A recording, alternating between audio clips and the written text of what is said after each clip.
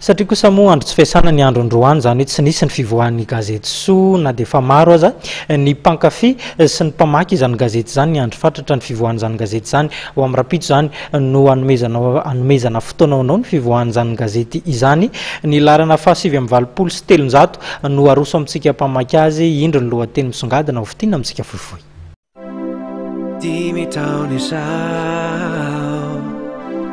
Nyarako taminao Nyaradi fagati Fabitantanatin fandao Nitoky ny famzahaina Toy izao indray ireo lohateny misongadina izay hitanao ato anatin'ny gazety Soa izay hivoaka Rampitso Zoma 20 Mei.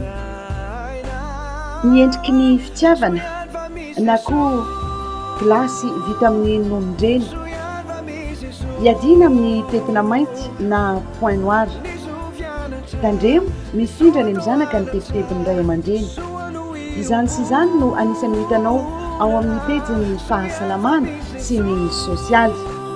Eo amin'ny lafiny lamody indray dia nisongadina ato anatin'ity gazety ity ny lamodin'ny mpanjakavavy Maxima.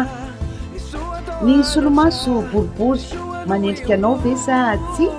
Ho hitanao ireo santionany ao anatin'ny gazety Soa ka ahitanao izay solomaso mety hanendrika anao arakaraky ny firafitry ny endrikao.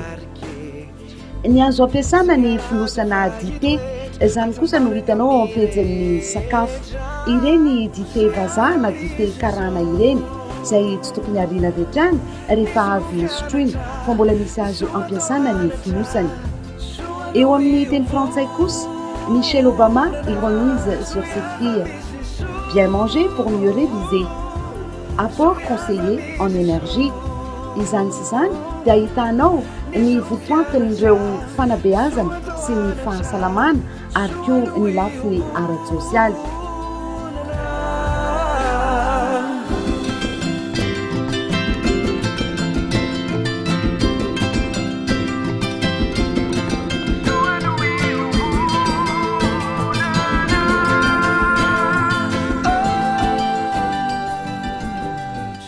Eo amin'ny zavatra mahavariana indray dia hoy ny gazety Soa hoe gazety boky natota amin'ny rà. Iny izany ho ianao ho hitanao ny andinindininy ao anatin'ity gazety Soa izay hivoaka Rampitso Zoma maraina ity. Azadino ary ny mividy ny anjara gazetinao Soa eny amin'ireo mpivarotra gazety mahazatra anao.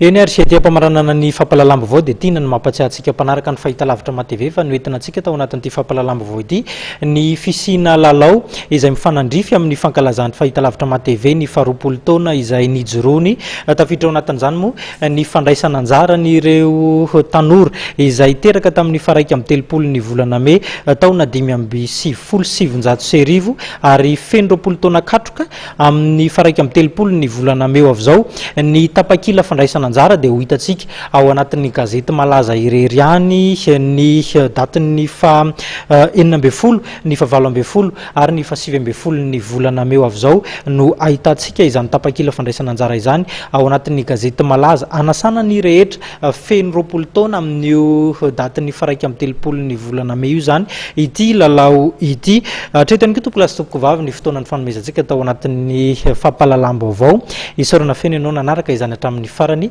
manome fotoana ho anao manaraka indray veloma tompoko.